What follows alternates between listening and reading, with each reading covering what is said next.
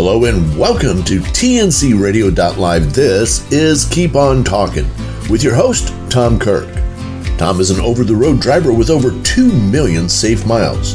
On this show, he interviews the people who help make the trucking world happen. It's real life, live from the road.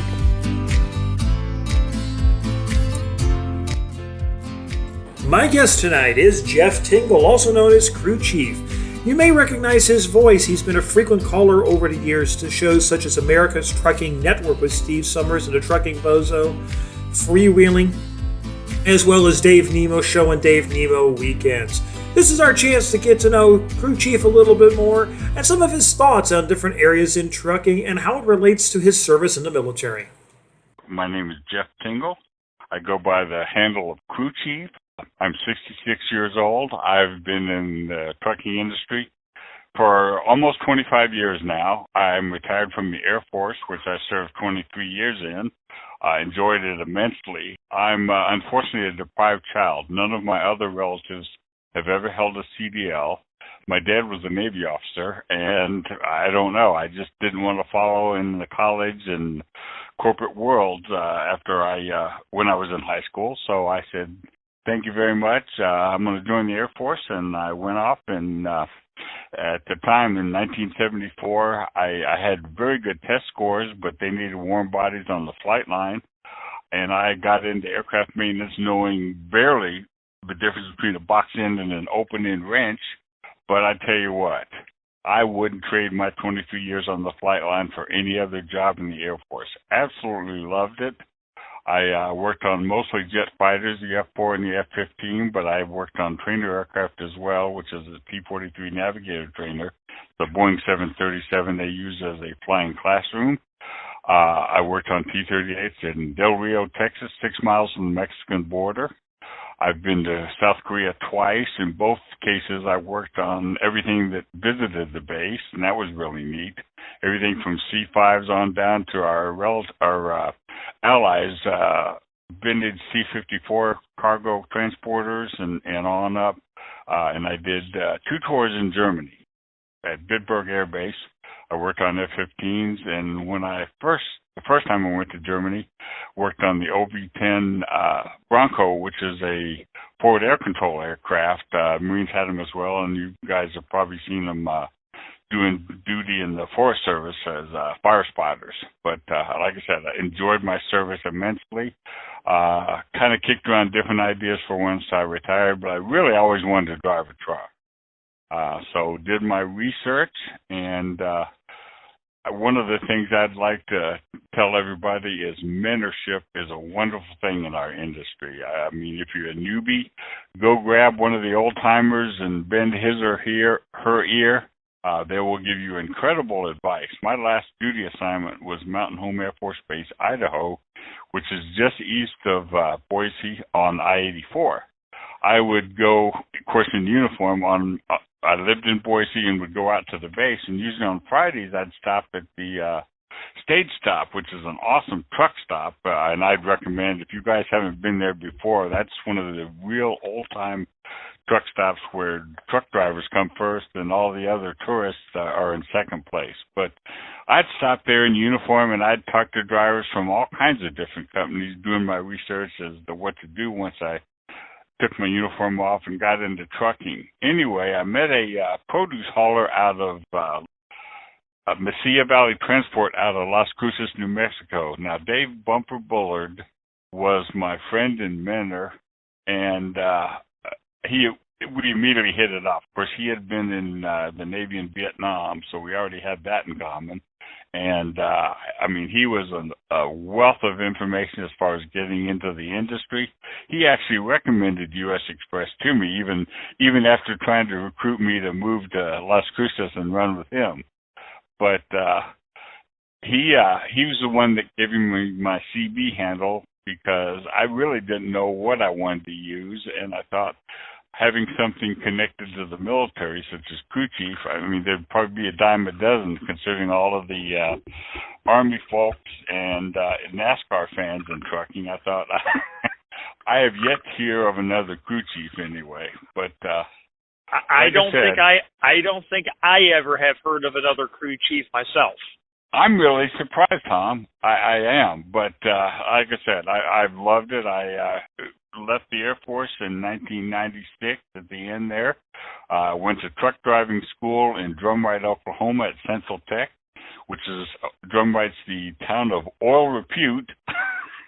And excellent school, 30 days worth. I wish it had been longer even, but I got out of there. In fact, I had already applied and was hired at U.S. Express, conditional to me finishing the truck driving school. So as soon as I finished that, I hired on with U.S., did my trainer with a former Marine,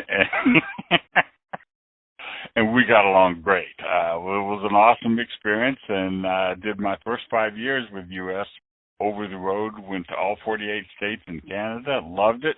My wife was used to me being gone since I was in the Air Force, but the 3 weeks out, 4 days back, repeat got kind of old. So when the opening came up as a local driver, once we had ended up in Ohio, I did that for about a year, and then a Meyer account opening occurred, and I applied to that, and I really kind of thought, well, I'd get bored with that. But I tell you what, Tom, we provide Meyer a level of service I could have never imagined. There's always a chance for me to think outside the box or provide outstanding customer service, and I've been there 19 years. Absolutely love it. Those who may not be from the Midwest, what exactly is Meyer? Meyer is kind of a Walmart competitor. They're based in Grand Rapids, Michigan, and they have stores in Michigan, Ohio, Kentucky, Indiana, Illinois, and Wisconsin, as far as I know. They have a fairly new distribution center in the Milwaukee, Wisconsin area. And like I said, we just run out of the Tip City, Ohio location. We do Ohio, Indiana, and Kentucky stores, and that's it. That's all my company does. But Meyer, of course, has other contractors as well as their own private fleet. So they use a lot of transportation resources from a lot of different places. Now, for no one who's never been to a Meyer before, if you get a chance to stop by out on the road, and some of them are more truck-friendly than others, so it's always a good idea to call and check with the local Meyer before pulling in there. But that is a store that you kind of have to see believe, because it's a Walmart on steroids, and what Walmart could be and should be. Even if I didn't contract with them, we love shopping there. We've got a store about 1.5 miles from our house, and we buy a whole lot of our groceries there. We have a local upscale market we kind of like seafood and meat for, but we buy a lot of that even at Meyer. Like I said, love the store. I think it's a little nicer to be in than a lot of the Walmarts I've been in. Like I said, and they're a great customer for U.S. Express. Well, and how I look at it personally is with Meyer, it's a cross between a Target in terms of the quality of a lot of their merchandise, but they have a lot of value in prices that puts them a little more in the Walmart category rather than the slightly higher. And it's kind of a weird mix, but yeah, definitely if you get a chance to swing by a Meyer's, it's definitely a store that I would recommend somebody to do. And they usually have a great grab-and-go section for food, roasted chickens and the like. So, if you're looking to stock up the pantry on your truck or just for a nice lunch, definitely a place I would recommend. So, Crew Chief, going back here a little bit, what did your father say after having served in the Navy when you wanted to go to work for the U.S. Air Force? Well, my dad was pretty much, he always said you're a success if you do what you want to do. And I think he understood that. I mean, I was always a voracious reader. His mother taught me a love of reading. Other than that, I kind of scraped through high school. I just was never going to be Navy Academy or any Academy material. And like I said, wasn't sure what I wanted to do out of high school. I already knew what being in the military was like since he retired when I was 11 years old. So I kind of knew how that business went. And I thought, well, for something that's going to give me job security and all of that. And at the time, he had retired in Hollywood, Florida, just north of Miami, and I really didn't want to stay down there. I'm not a beach person. I just felt like I'd have more opportunity if I joined the Air Force and travel a little bit, and then I could do something else after that. But it just it turned into a wonderful opportunity. I love the travel, and I met my first and only wife there in Bitburg, Germany, when I was stationed there, and now she's an American, and we've had a wonderful life. We really have. My dad, I don't think he really cared that I was in the Air Force. I mean, I had a good time, and I kind of did what I wanted to do.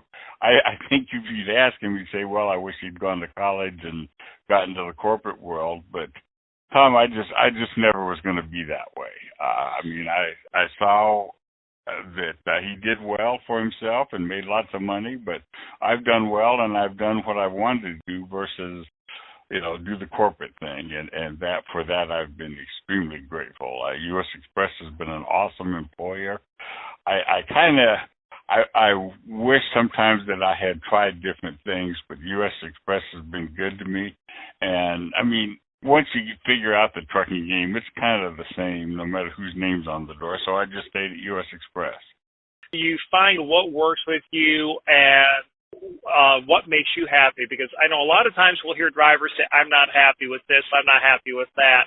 And the company that I first started at, I stayed with for about 14 years and really was getting unhappy there for a variety of reasons.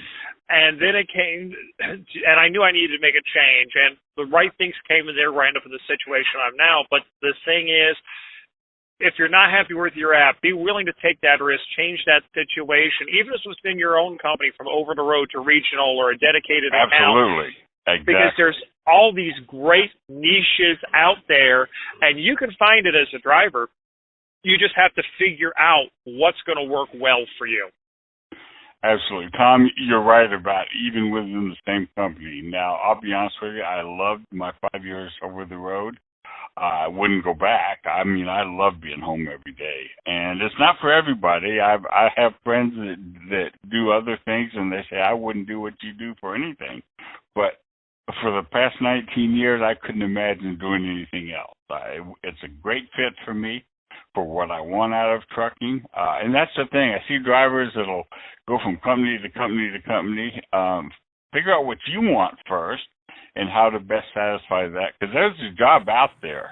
If you love driving and you love holding the steering wheel, all you got to do is figure out what you want out of it and then find the carrier or the situation that will match up with it. We'll be back with more from Crewchief right after this break. Eating right and eating healthy are two of the toughest challenges truckers face. Sometimes the only way to eat right is to bring food along for the ride. As a professional truck driver, you know that space is limited in your truck cab. Living on the road with limited storage space means you have to get creative on how you store your personal belongings. Drivers will spend weeks away from home, so their semi-truck becomes their home away from home. Truck drivers are pros at making the road feel like home, and stocking up on food is one of the ways they make it feel more like home. With a number of unhealthy food options on the road, drivers need to pack healthier foods and snacks. Food storage is essential to keep your truck clean and organized. It also helps you easily see what foods you have with you on the road. Keep listening to learn some storage ideas for long-haul truck drivers. An electric cooler. An electric cooler is a great way to store perishable items in your truck. They're lightweight and large enough to store and cool down several drinks and snacks. They're also a great alternative to mini fridges. Canned foods. Canned foods are great for truckers because they require little or no preparation. They're also extremely cheap. You may want to consider buying a food warmer if you prefer a hot meal. When storing cans in your truck, we suggest putting them into a container and placing them under the lower bunk. This limits the cans rolling around in your truck while you're driving. Storage containers. Storage containers will be a trucker's best friend when you're on the road. Drawers and storage containers are great for storing clothes, toiletries, and food. 3-drawer storage containers make it easy to organize and store your favorite foods or drinks. Baskets. Baskets allow you to find the food you need quickly and easily. We recommend using clear baskets so you can easily see what's in the baskets. You'll need to secure the baskets so they don't move around while you're driving. Buy some bungee cords to keep your baskets secure in the bunk or cabinets. If you want more information on proper storage and food storage ideas, check out the Truckers Network blog, 5 helpful organization tips for truck drivers. Join Shelley Johnson and Kathy Tuccaro every Tuesday at 7 p.m. Central Time for Women Road Warriors on your driver navigation station, TNCRadio.LIVE. Welcome back to Keep On Talking on TNCRadio.LIVE. Here's Tom Kirk. Welcome back. We're continuing our conversation here on Keep On Talking with Crewchief. Over the years, you've been to a lot of different places. You've done the U.S., you've done Canada. What are some of the most memorable places that you've been to, or loads that you have hauled that just really stick out in your mind, either because they were really, really good, an absolute cluster, or just one of those things that makes you absolutely laugh in hindsight? Well, of course, U.S. Express is a truckload carrier, and they'll put anything they can fit in a 53-foot dry van, so I've pretty much hauled everything. As far as parts of the country, I loved living out west and running out west. The Columbia River Gorge there along I-84 towards Portland is just beautiful. I love California. I know it has its issues with 55 miles an hour and all of the other nonsense, but it's still a neat state. It's a state of mind for me as well as a state. Loads, I once picked up furniture at the federal prison just west of Oklahoma City, and I hauled it over to another federal prison in eastern Pennsylvania. And they didn't have me unload in the prison proper. They had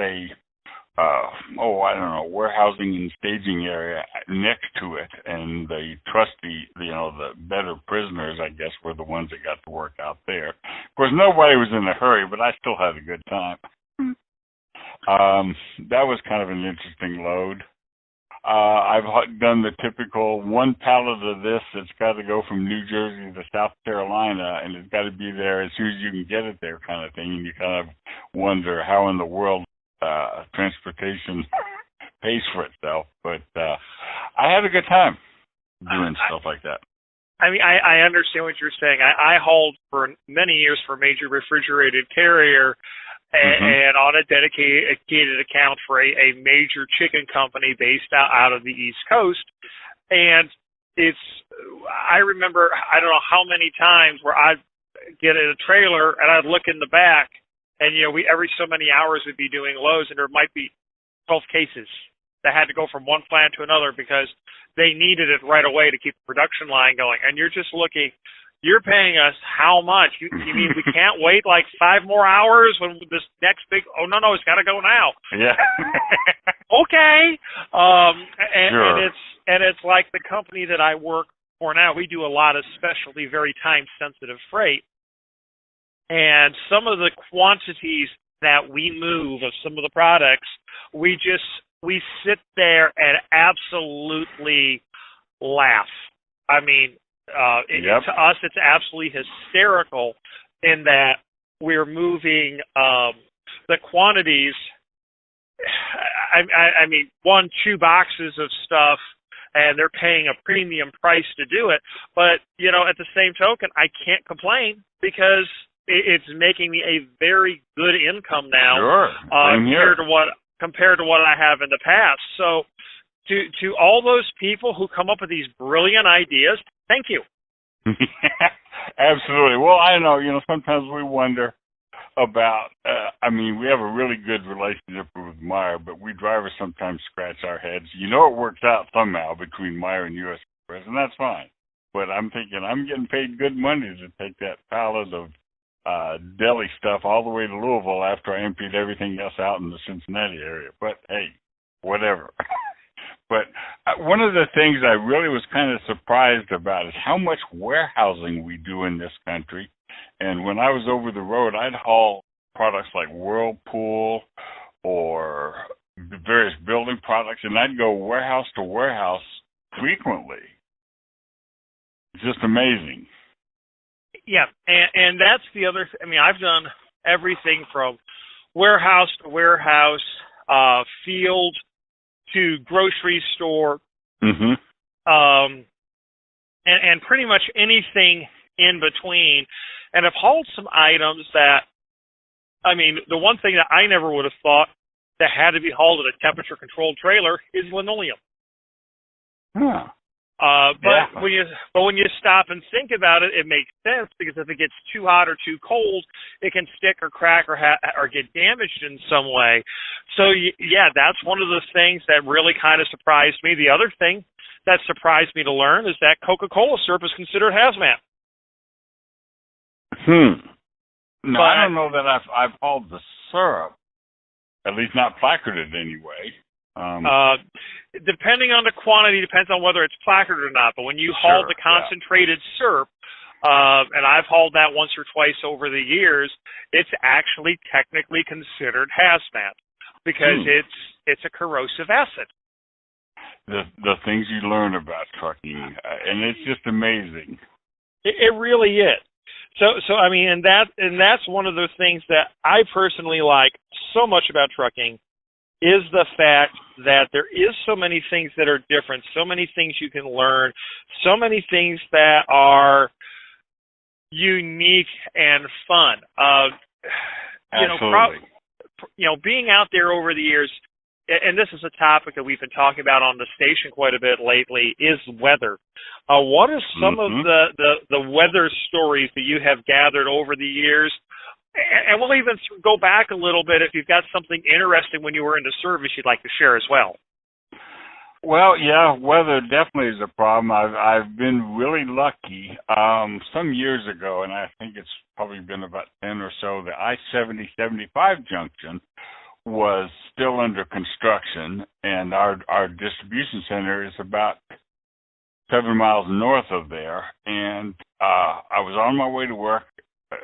11 o'clock at night, it was right around freezing and a light drizzle. I thought, okay, well, definitely got to be careful. But in the time it took me to get my load, go find the trailer, hook up to it, it had turned into an ice rink out on the highway.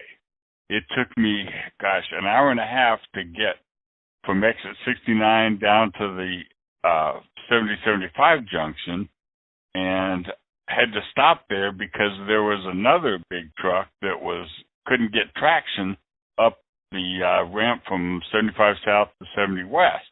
So once he got going, we all started to move again, and the other drivers in front of me did the smart thing, and they got to the top of the hill near the airport exit and decided to stop until the salt trucks had come through. I thought I would go to my first stop, which is a suburban Dayton store, deliver that, and then wait for the salt trucks. But there's a big old hill past the airport and then down to the Inglewood exit, which is where the store was. And I was fortunate I was by myself because I had absolutely no braking whatsoever.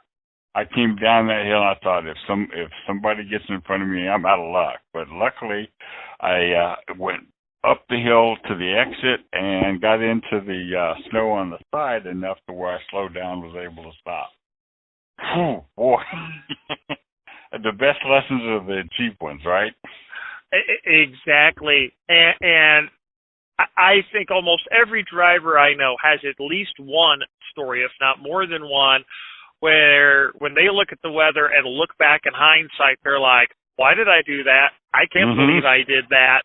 And those are some of the best teachers. And I think this gets back to something that I know a lot of drivers talk about the importance of having a mentor, because if you're a new driver, or even one that has a lot of experience and you're doing something new that you haven't done before, for what I'm doing now, it's very different than what I've done in the past, because this is, like I said, very time-sensitive stuff.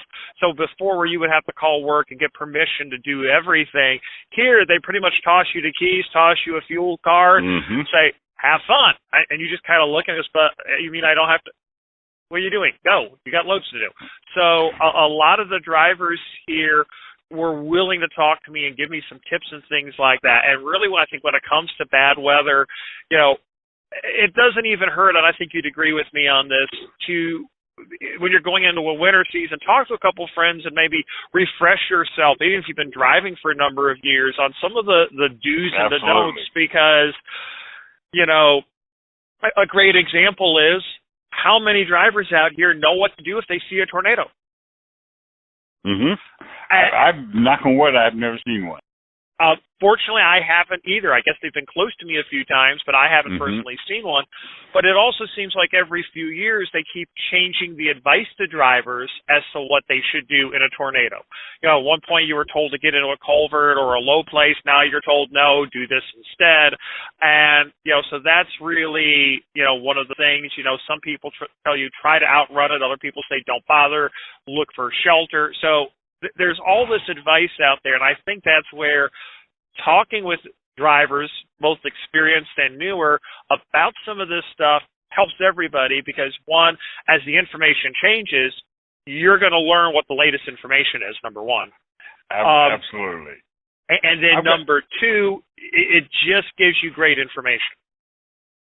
Absolutely. And I don't know, maybe it harks back to my Air Force days, but in my mind, of course, I love what I do, and I couldn't imagine being anything else but in the trucking industry. But I feel like anybody that's in our industry ought to know what's going on, keep up with changes and all that. Now, U.S. Express does a real good job with quarterly training programs on the computer and other media that kind of keeps us up to date on the changing laws, the changing techniques, and of course with the technology of the new trucks, what do you do with on snow and ice? The old days, of course, you'd never use cruise control, and you still don't. Cruise control on ice can be a bad combination, leading to a slide and possibly a jackknife. We'll be back with more right after this with Crewchief. Hey, y'all, this is Curtis Grimes, and I want to give a shout out and a special thank you to everyone associated with TNCRadio.LIVE. This blog on TNCRadio.LIVE is brought to you by the Truckers Network at app.thetruckersnetwork.net. 5 ways to handle sickness on the road as a truck driver. Being sick on the road is one of the worst situations a truck driver could be in. As if being sick isn't bad enough, sickness on the road is 10 times worse. If you're sick at work, you can simply go home for the day and rest. This isn't the case for truck drivers. Truck drivers are hundreds and sometimes thousands of miles from their home. When a truck driver gets sick, it affects their ability to deliver their load on time. They also lose money while trying to recover. As a trucker, it's important to know how to handle sickness on the road. Here are 5 tips for you. Stay hydrated. Drinking water and electrolytes have a ton of benefits while you're sick. Water helps replace the fluids lost while loosening up mucus. Hot liquids also have benefits as well. The steam from hot liquids helps relieve congestion and soothe a sore throat. Stay clear of sugary drinks, they'll dehydrate you. Rest. Sometimes the best thing you can do while being sick is rest. Your health's more important than getting a load delivered on time. Plus, it can be dangerous to drive while you're sick. Take a day or 2 to rest and get better. Continuing to work while being sick will only drag out the healing time. Take medicine. If you start to feel sick, get medicine as soon as possible. Vitamin C supplements are great immune boosters. Also, avoid eating unhealthy, greasy foods. Eating properly keeps you healthy and boosts your immune system. If you're already sick, check to see which over-the-counter medicine would help the most. Talk to your dispatch. Let dispatch know what's going on. If you're sick, you may not be able to perform your daily duties, or you may not be able to drive at all. Don't rush recovery time. Rushing recovery time can result in re-injuring yourself. Truck drivers know that if their truck's parked, then they're not making money. It's better to take a week off to recover than try to work when you're not ready and further injuring yourself. This blog on TNCRadio.LIVE was brought to you by the Truckers Network at app.thetruckersnetwork.net. Be sure to catch the Truckers Network radio show with your host, Shelley Johnson, weekdays at 3 p.m. Central, 4 p.m. Eastern, right here on TNCRadio.LIVE.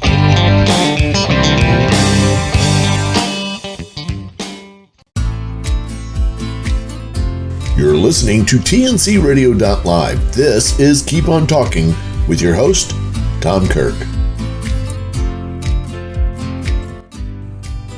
And we're back with Jeff Tingle, better known as Crewchief. Crewchief, I know you work for U.S. Express. What's some of the technology you guys are using, and what's your opinion of it? Well, for the most part, we pretty much have everything you read about that's come down the pike. We have interactive cruise control. We have the new Detroit diesel engine management system. I don't know if you've seen that little box that goes in the upper, goes just inside the top of the windshield there, which is a mixed blessing. I understand that they need that there to operate the things like the distance measuring to the next vehicle and all of that kind of stuff. But I don't know. I kind of see it getting in the way sometimes as I approach a merge point on a get-on ramp. So all this technology is kind of a mixed blessing. I've gotten to where I kind of like the interactive cruise because I think it does point to the fact that sometimes we tend to drive a little closer than we should sometimes. But then again, too, technology can only do what it sees. It doesn't read the road like you can and all of that. And I think anybody that believes technology will replace drivers, I think they're fooling themselves. I think there always ought to be a human that can make the final judgment or step in if something goes wrong. Well, let me ask you a question, and I'm going to ask you to harken back to your days in the Air Force, and I don't know how well you've stayed up on some of the latest technology they're using or still have friends who may be working in maintenance there as well. But correct me if I'm wrong, even though the Air Force has some of the best technology there is in the world for autopilot, friend foe identification, all this other stuff, there's an operator that's in charge of the vast majority of their aircraft. Absolutely. What bothers me the most is the collision mitigation system. I've had 2 or 3 times where it has activated and it shouldn't have. And at least on the trucks we had, there was no override. I always ask my safety director, what's the following distance for a bridge? Huh? Yeah. What's the following distance for a bridge overpass? Yep. Because when you drive under it, and I have been told by countless engineers and people that have been factory trained that this cannot happen, that I had to do something wrong. And I have had witnesses and multiple drivers driving almost identical equipment where it's happened to at the 217-mile marker on I-81 near Hartford, Pennsylvania. Notice how precise I am on this, where when you're half to 3/4 way of the bridge, the truck was slammed on its brakes. I think this technology has a place. I think some of it has been rushed out into the field. If it malfunctioned, all you could do was basically, to quote a former safety director of ours, throw your hands up in the air and go, whee, until it regained its electronic marbles. Now, have you had any experiences like that or have heard other drivers have similar experiences? Well, in all fairness, like I said, U.S. Express buys all of this technology, and I've learned to work with it. Some of it I really like. But again, now our first generation of the things, even like automatic transmission, had it issues with it locking up, and you're sitting by the side of the road, and they haul you into a darn dealer where you're there for a couple of days. As far as the cruise control and all of that kind of stuff, when our first iterations, you'd get your sensor to light on the truck in the next lane in a curve, and it would stomp the brakes on. Boy, was that a surprise. I still get the collision warning red light, and I tell you what, that's still, if you don't believe that, get your heart a flutter without even stepping on the brakes. Just the red in your face is enough. It's getting better, but unfortunately, we're the guinea pig. I think the other problem we're seeing is the general public doesn't know, Jeff. They don't understand what this technology is, and that we have zero control over some of these things. And even some of our fellow drivers who don't work for companies that have it have no idea, especially the guy. He looks in his mirror, he thinks he knows he's clear, but he'll cut right in. Of course, that drives your cruise control bonkers, and it stomps on the brakes and all of this, and the driver that did it has no idea what he just did to you. What personal technology do you think every driver should have on the truck? My laminated Rand McNally Trucker's Atlas was a godsend. Couldn't imagine going anywhere without it. If I were over the road today, I'd still have one, regardless of the GPS. Tom, for the last 19 years, I've been on this dedicated account, and I know of where about 99% of the places, or maybe even more than that, of where I go. I know where all our stores are. Every once in a while, I'll get directions from dispatch for something new, or one of the stores served by one of the other carriers that we don't frequently go to. But that said, though, we have a company-provided GPS that the frustrating thing is it doesn't do you any good until they dispatch you. And normally our dispatch folks are pretty fast. But if they get behind the curve and you're already left the DC and you haven't been dispatched yet, and you don't know where the store is or where the backhaul customer is, you're kind of out of luck, really, unless you have your own GPS. And that's kind of my frustration. Again, so my need for a GPS isn't there. But I know if I were out in the long-haul fleet, definitely wouldn't be without it. Of course, to the phone now, and even our company has put a lot of stuff. We have our own app now, and which is really wonderful for load information, hours of service. If I'm away from the truck, I know exactly how many hours I've got left. So when I walk into dispatch, I can say, yeah, I can go to Cleveland, or I can go to Cincinnati, or wherever. I've got enough hours. So that kind of technology is just amazing from what we started out with. I agree, and I also often like even when I was more local and regional and knew where everything was, I still liked having my own GPS for a slightly different reason, because sometimes if there was bad weather, my GPS did a little bit better job of real-time updates to a point than the company, because one day we were trying to figure out why the company GPS was routing us this really weird way, and it was because the Tappan Zee Bridge was closed. And it was giving us this advice. It was for a major, I think it was when the crane fell on it, if I remember correctly. Nobody understood what it was doing because none of us had ever seen this particular situation before. And by the time we figured out what it was doing, most of the drivers had figured out their own way around the problem. The other thing I'm a huge advocate that every driver should have one of their own of is a dash camera. Oh, absolutely. Our company has the forward-facing one. Wouldn't be without it. We don't have a driver-facing camera, which I'm thankful of. But when the forward-facing is activated, it records sound in the cab, and that I don't know. I'm used to it, but I don't know that I'd say anything. I'd be afraid to be on camera. But I know for our folks that live in their sleepers, run the long-haul loads.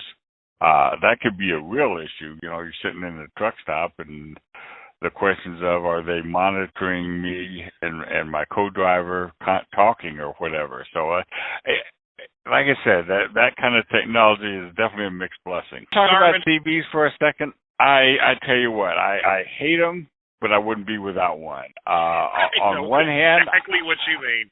I've had wonderful conversations with drivers from my company and others about interesting things besides trucking and all of that. I've met drivers that have done all kinds of cool things, from being Civil War reenactors to an interest in historical architecture to fellow aviation enthusiasts, you name it. On the other hand, like I said, we have a slip seat operation. And I understand the hassle of taking a CB, installing it, taking it out again. On top of that, we have 4 different makes of trucks. So the connector you have for the International might be this different one than a darn Freightliner has. So I understand the hassle there, but I still, if you have an assigned truck in a long haul fleet, I couldn't imagine being without one. I've had CBs that have actually saved my life. I was in a snowstorm one time headed to Indy, and somebody sang out that there was an ambulance blocking the right lane there on westbound 70. And had I not heard that, I might have hit the ambulance. So I'm thankful every day. I may miss some things, but I try to keep the CB on at all times. Going up out of Chicago there, or no, St. Louis, so it had been on I-55, and was heading up there, and all of a sudden somebody comes on, hey, northbound, there's somebody coming southbound at you, okay? In the hammer lane, okay? No, you don't understand. They're going southbound in the northbound. Wrong way driver. Had been passing somebody and whatever. And I wasn't quite sure where they were at, and all of a sudden I see these headlights coming after me just after I had moved over. As you can see, CB radios can be an important tool for the driver. If you have suggestions as to what Crewchief should get for his dash camera, you can email us at info@TNCRadio.LIVE. Also, feel free to let us know what your favorite CB radio or GPS is, as well as to any other things that you think any driver should have on their truck. We'll be back with more. Don't miss Marcia Campbell, North America's trucking sweetheart, Thursdays at 6 p.m. Central on TNCRadio.LIVE.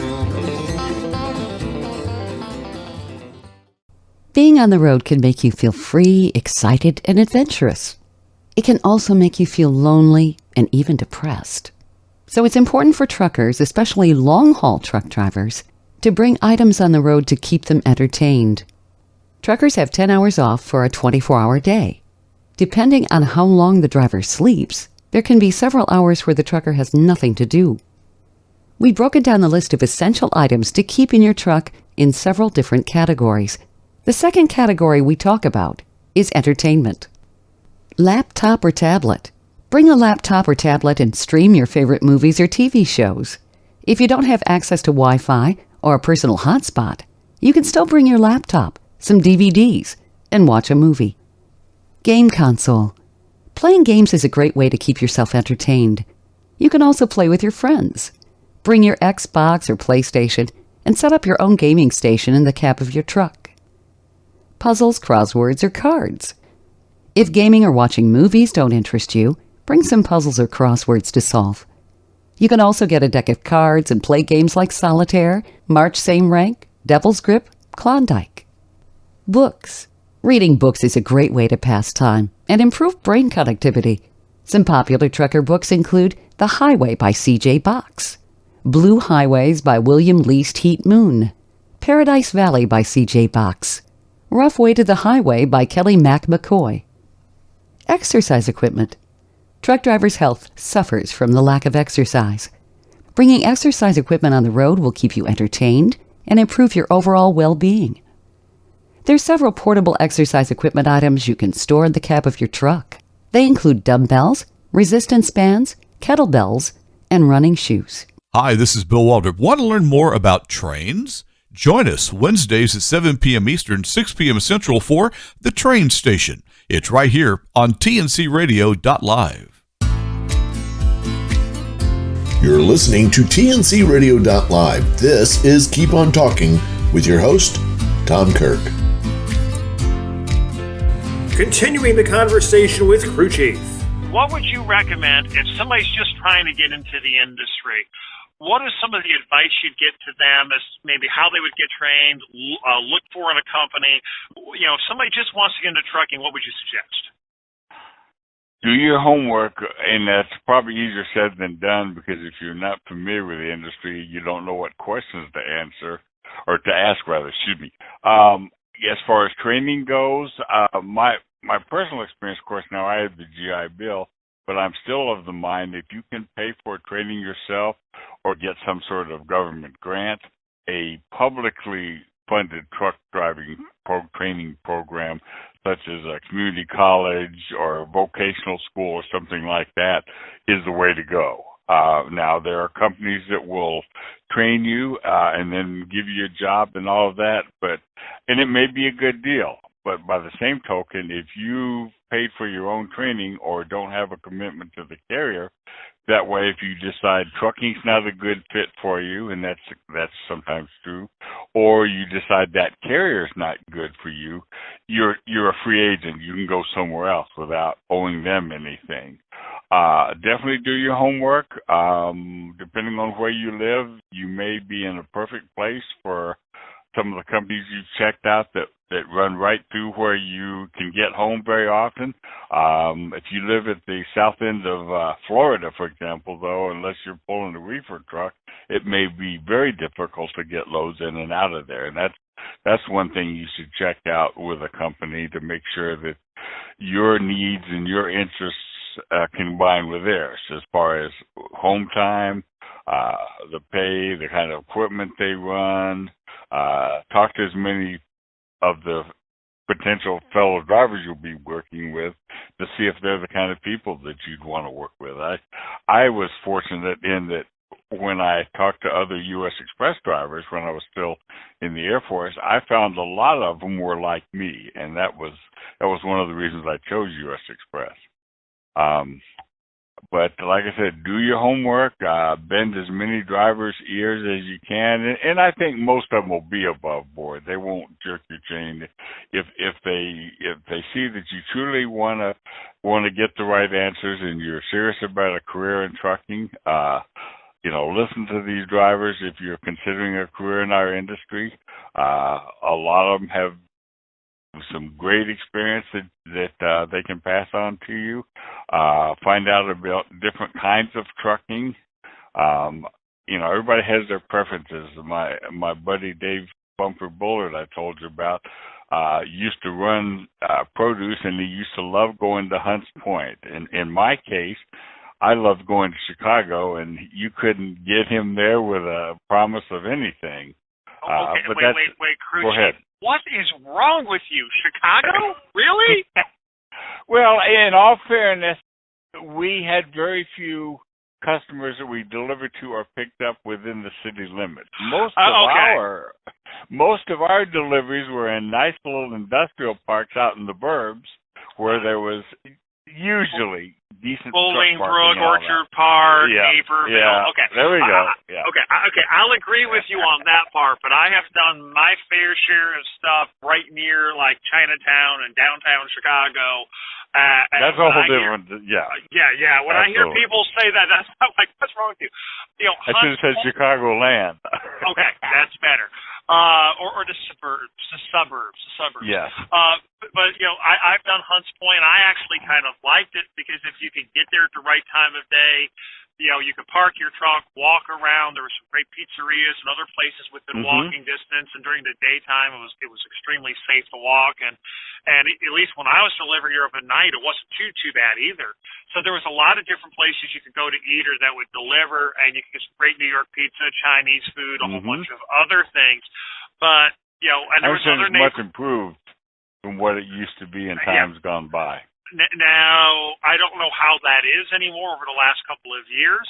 I haven't done it for quite a while, so I don't really want to say. But I know in New York, in a lot of the neighborhoods, if you went to some of the neighborhood stores, you'd be surprised how cheaply you could eat. I mean, really good food. That'd be far better and far more reasonably priced than a truck stop out there. So that was one of the things that really kind of surprised people. And I did New York City almost every day delivering meat for a while for the company that I worked with. They'd bring me the meat and I'd take it in. And I enjoyed it to a point. But after a while, I started burning out because the stress of dealing with dispatch and the people who would call you in the middle of the night saying, well, you're going to make an on-time delivery. No, it's not going to get here another time. Well, we got to find a repower. I am the repower. Why are you calling me and waking me up?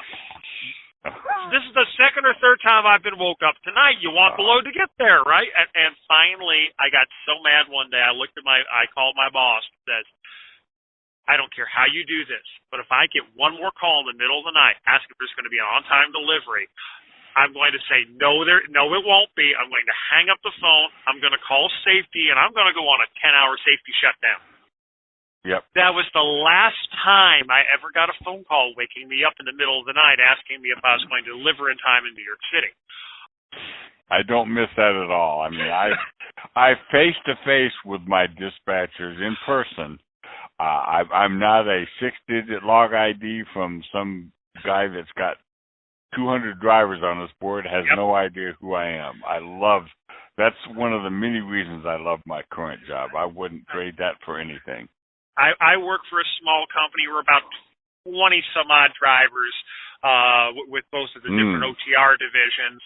And literally I can call, and most of the bosses recognize my phone number, have the caller ID. They know me by name. I walk into the office.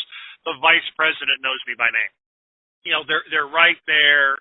It's a very nice setup the way we have things set up, where the staff is right there. If you have a question or a problem, they work. And that's the key thing, is find a company that works for you. And there's so many different things out there. I mean, we've talked a little bit about reefer and specialty freight and all those other kinds of things. There's so many kinds of freight out there. Just look around till you find what's going to work for you. And if you're not happy at one place, look around. What is, I guess, the one piece of advice, Jeff, that in all your years of driving, that you would give to any driver out there, car, truck, or whatever? What's the one piece of advice that you wish everybody would know or follow? Drive like there's an egg under your accelerator, and however much space you need more. Honestly, no matter what the weather, you just stay away from everybody else as much as possible. Leave yourself an out and leave them an out, because you're driving. It's a whole lot like being a fighter pilot in the Air Force, actually, because you're out there to help everybody else and be their wingman of sorts, whether they're driving a car or a truck. Always give them an out, be courteous, and all of that kind of stuff. Excellent. And I guess the last question I've got for you today is, is there a site or a truck stop or something that you would recommend that people stop at? Again, like I said, I was lucky enough to be stationed at Mountain Home Air Force Base, Idaho, on my last assignment, and the Boise stage stop, I want to say exit, it's between just east of Boise on I-84. If you get a chance, that is a real truck stop that drivers come first. I'd recommend that in a heartbeat. I know I've stopped that there once or twice over the years, and they've always treated me real good. The other one that I always thought was fun to stop at, and they treated me pretty good at, was, I think, the Garden of Eden truck stop out there in Idaho as well. Okay. And the reason why that one's coming to mind, the Boise stage stop is exactly what it sounds like. You go in as kind of a Western theme with some wagon wheels and things like that. And the Garden of Eden has this giant sculpture, or whatever you want to call it, of a tree in there with some apples, and there's this kind of the snake, the snake like it's talking to Eve and that kind of thing. And it's just one of those places. That's one thing I will say that Idaho probably excels at is, for lack of a better term, the theming of their truck stops. They make it fun to be in there, and I love living in Idaho. A lot of the truck stops really, I think, and the people in general in Idaho really seem to understand the importance of truck driving and truckers, and really seem to go above and beyond to be, quite courteous and nice to drivers in general. Absolutely. Well, I think we've covered pretty much everything, unless there's anything else you want to talk about, Jeff. Tom, I think that's pretty much it. It's been a real thrill. I hope you've enjoyed our time with Crew Chief Jeff Tingle. Thanks very much, Jeff, for the time you gave us and all that great information. Just a reminder, if you do get out to Idaho, that Boise stage stop does do a lot of great things for drivers, including some wonderful driver appreciation days and meals for drivers on holiday. Until next time, just remember, keep on talking. Hey, thanks for listening to TNCRadio.LIVE's presentation of Keep On Talkin' with your host, Tom Kirk. For more information, or to ask a question, or to tell more about your story, send email to info@tncradio.live.